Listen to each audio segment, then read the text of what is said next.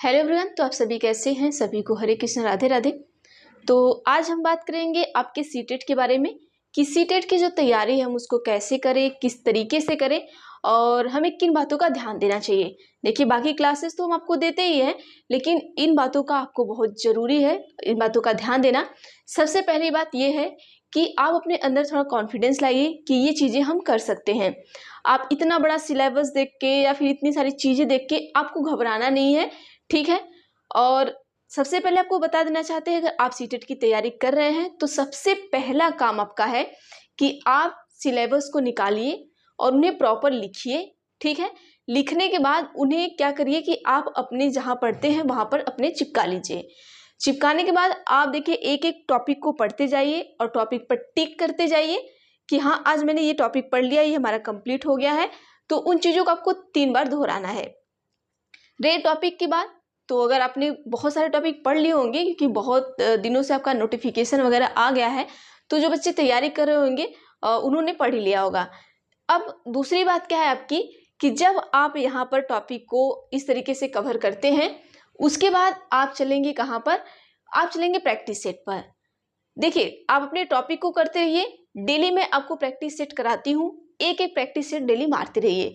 फिर जैसे ही आपका 1 महीने बचता है, ठीक है, प्रैक्टिस सेट तो आप करेंगे ही, लेकिन जैसे ही आपका 1 महीने बचता है, 1 महीने बाद मतलब जो आपके एग्जाम के बीच 1 महीने का जब डिफरेंस रहे, उस टाइम आप सारे जो भी है चीज़ें छोड़ दीजिए, सिर्फ प्रैक्टिस सेट पर लग जाइए।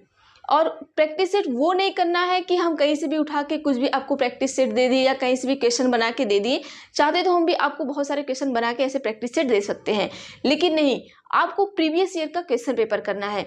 जैसा कि आप सभी को पता है कि मैं प्रीवियस ईयर का क्वेश्चन पेपर लेके चल रही हूँ। 2011 से हम लेकर चल रहे हैं, 2024 तक कवर करने की कोशिश करेंगे। और 2024 तक अगर आप कवर कर लेते हैं तो अगर आपने टॉपिक भी नहीं पढ़ा है ना, तो भी आप आराम से पास मार्किंग ला सकते हैं। और आप सभी को पता है कि जो जनरल वाले बच्चे होते हैं उन्हें 90 नंबर और जो ओबीसी SC ST बच्चे होते हैं उन्हें 82 नंबर पर पास मार्किंग है। लेकिन आप ज़्यादा से ज़्यादा ये कोशिश करिएगा कि आप 90 के ऊपर लाइएगा, क्योंकि 90 के ऊपर लाने पर क्या होगा कि आप अदर स्टेट के लिए भी अच्छी तरीके से जा सकते हैं। और 82 ला की कोई वो नहीं है, ठीक है, हमारे यूपी में काम दे देगा, लेकिन आप ज़्यादा से ज़्यादा कोशिश करिएगा कि आप 90 के ऊपर जाइए। जब आप 90 के ऊपर जाएंगे, 92 93 94, बस उतना बहुत है। मतलब बहुत सारे लोग करते हैं कि 135 नंबर ला दे, 140 145, उससे हमारा कोई लेना देना नहीं है। देखिए, ये आपका एक एलिजिबिलिटी टेस्ट है, सिर्फ पास मार्किंग आपको चाहिए और हमें यहाँ कंपटीशन नहीं है, तो हम इसको उसी स्तर से लेके चलेंगे। बाकी अगर आपके पास ज़्यादा टाइम है, आप ज़्यादा पढ़ने में इच्छुक है, तो अपने कंपटीशन की तैयारी करिए। सीटेट के चक्कर में ना पड़िए। सीटेट में आपका 90 के ऊपर आ गया मतलब आपके लिए बस हो गया। बहुत ज़्यादा इसमें ये कहते हैं ना, माथापच्ची करने की ज़रूरत नहीं है कि नहीं हमें 120 लाना है, 150 लाना है, 150 में 160 लाना है, ऐसा नहीं करना है। 90 नंबर आ गया, आप खुश रहिए, बार बार सीटेट का फॉर्म भर डालिए, ठीक है।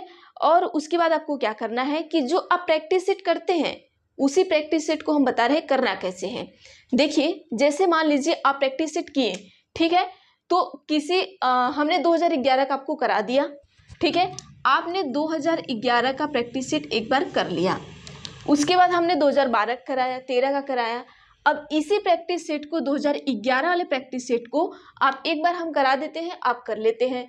दूसरी बार आप क्या करिए, जैसे हम आपको हमेशा बताते हैं कि आप सभी तब किया करिए, उस तरीके से किया करिए कि हम आपको हमेशा जब प्रैक्टिस सेट कराते हैं तो आप सभी देखे होंगे कि हम बताते हैं कि आप नंबरिंग करिए 1 2 3 4, और जितने क्वेश्चन मैं कराती हूँ उस क्वेश्चन में आप, अगर मैं क्वेश्चन पढ़ती हूँ उसके बाद मैं उत्तर बताती हूँ, उसके पहले मैं आपको उत्तर देने का टाइम देती हूँ, तो आप अपना उत्तर इसमें दीजिए और जो सही होता है सही करिए। अगर मैं उत्तर बताती हूँ, बताने के बाद आपका उत्तर सही होता है तो आप सही करिए, उत्तर गलत होता है तो आप गलत करिए। और मैं ये भी कहती हूँ कि लास्ट में काउंट करिए कि अगर हमने 10 क्वेश्चन कराए हैं तो 10 में से आपने कितना सही किया है। और मैं ये भी कहती हूँ कि अगर आपने 10 में से 5 या 4 क्वेश्चन भी सही किया है तो एक दिन आपके एग्जाम में आते आते ऐसा होगा कि आप 10 में 10 क्वेश्चन सही करेंगे। अब वो कैसे सही करेंगे हम आपको बताते हैं। देखिए, अब 10 में 10 क्वेश्चन सही करना है तो क्या करना है, जैसे 2011 का हमने प्रैक्टिस सेट करा दिया, एक बार तो हमने करा दिया, इस तरीके से आपने कर लिया, ठीक है। अब दूसरी बार आपको अपने मन से करना है कि जैसे ही हम क्वेश्चन बताते हैं, दूसरी बार उसी तरीके से करना है। जैसे मान लीजिए आपने 10 क्वेश्चन किया, 10 क्वेश्चन में आपका 5 क्वेश्चन सही हुआ, 5 क्वेश्चन गलत हो गए, ठीक है। अब दूसरी बार में आप कोशिश करिएगा कि जो हमारे 10 क्वेश्चन है 10 के 10 सही हो। मैं मानती हूँ कि नहीं होगा दूसरी बार में भी 10 के 10 सही, लेकिन आप कोशिश करिएगा कि 10 के 10 हो। दूसरी बार उसी सेम प्रैक्टिस सेट को 2011 वाले ही प्रैक्टिस सेट को करिए। अब उसको करते रहिए, ठीक है। अब यहाँ पर क्या होता है आपका कि आपके दूसरे चांस में लगभग मुझे ऐसे लगता है कि अगर आपने 8 क्वेश्चन सही कर लिए, ठीक है, अब ये 8 क्वेश्चन तो आपके कंफर्म हो गए कि अब आगे वाले प्रैक्टिस में अगर तीसरी बार इसी चीज को करेंगे, देखिए सिर्फ 3 बार आपको करना है। अगर आप 3 बार कर लेते हैं तो आपको कॉन्सेप्ट जो है क्लियर हो जाएगा और आपके दिमाग में चीजें बैठ जाएंगी, आप क्वेश्चन को समझने लगेंगे। ये चीजें वहां पे होती है। अब 2 बार आपने कर लिया, आपके 8 क्वेश्चन सही हो गए, अब बचा 1 बार और। अब देखिए मैं गारंटी के साथ कहती हूँ, जब तीसरी बार आप करेंगे ना 10 के 10 क्वेश्चन सही करेंगे। और अगर आपसे 3 बार में भी 10 के 10 क्वेश्चन नहीं सही होते हैं ना, तो आप चौथी बार करिए, 5वीं बार करिए, लेकिन आप कोशिश करिए कि हमने जितने क्वेश्चन कराए हैं आप उतने क्वेश्चन सही करिए। अब मैं गारंटी के साथ कहती हूँ कि अगर आप उतने क्वेश्चन सही करते हैं और एक ही प्रैक्टिस सेट को आप 3 बार करते हैं, तो मैं आपको गारंटी देती हूँ कि अगर थ्योरी नहीं भी पढ़े हैं, अगर आपको थ्योरी का न भी नहीं आता है, तो मैं गारंटी के साथ कहती हूँ कि आप सारे क्वेश्चन करके आएंगे और 110 से 115 क्वेश्चन आप सही करके आएंगे, मैं ये बताती हूँ। और उसके बाद आप सबसे ज़्यादा ध्यान देंगे किस पे, टैग वर्ड पर। जो इंसान टैग वर्ड पकड़ लिया, ठीक है, जो बच्चा टैग वर्ड पकड़ लिया, समझ जाइए वो सीटेट क्लियर कर लेगा आराम से। अगर आप टैग वर्ड पकड़ लेते हैं, देखिए अगर आप टैग वर्ड पकड़े हैं, अगर आपको टैग वर्ड क्लियर आता है ना, तो आराम से आप 82-85 नंबर ला सकते हैं, बिना पढ़े आप 85-82 नंबर ला सकते हैं। क्योंकि टैग वर्ड में क्या होता है ना, निगेटिव और पॉजिटिव चीज़ें बस उसमें समझनी है कैसे क्या है, तो हम प्रैक्टिस सेट में आपको बताते हैं और ये चीज़ें आपको ऐसी ही करनी है और हम लेकर चलेंगे। जैसे ऐसा नहीं कि हम 2011 का एक बार आपको पढ़ा दिए तो दूसरी बार हम पढ़ाएंगे तभी आप उसे रिवाइज करिएगा, तीसरी बार कराएंगे तभी। देखिए हमारे पास इतना टाइम नहीं रहेगा कि मैं एक ही चीज़ को मैं 3 से 4 बार कराऊँ, क्योंकि मैं एक चीज़ को 3 से 4 बार कराऊंगी तो आगे की चीज़ें आपकी नहीं हो पाएंगी। तो आप कोशिश करिएगा कि जो पीछे की वीडियो पड़ी हुई है उन वीडियो को देखिएगा और उन वीडियो से आप प्रैक्टिस करने की कोशिश करिएगा।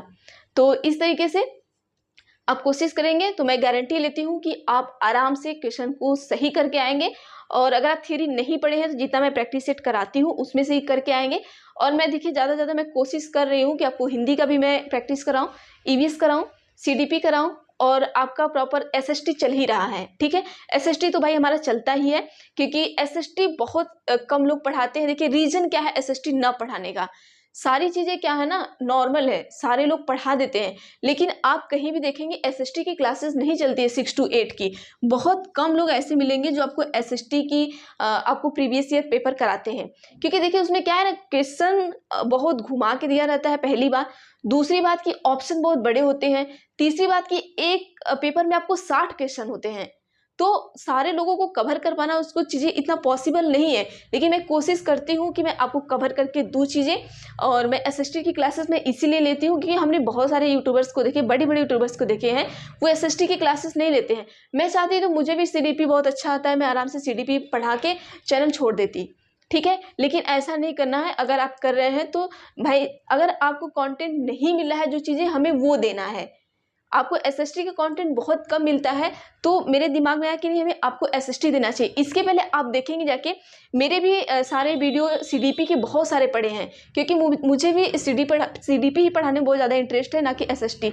लेकिन हमने देखा कि आपको एसएसटी की भी ज़रूरत है, तो एसएसटी की क्लासेस भी देना ज़रूरी है, क्योंकि सारे बच्चे जो है वो कमेंट करते हैं सिर्फ एसएसटी के लिए, क्योंकि आपको सीडीपी कहीं भी मिल जाता है, ईवीएस कहीं भी मिल जाता है, और उसके बाद आपको देखिए मैथ भी मिल ही जाता है, साइंस भी मिल जाता है, लेकिन एसएसटी जो है ना वो बहुत कम रेयर केस में ही लोग पढ़ाते हैं।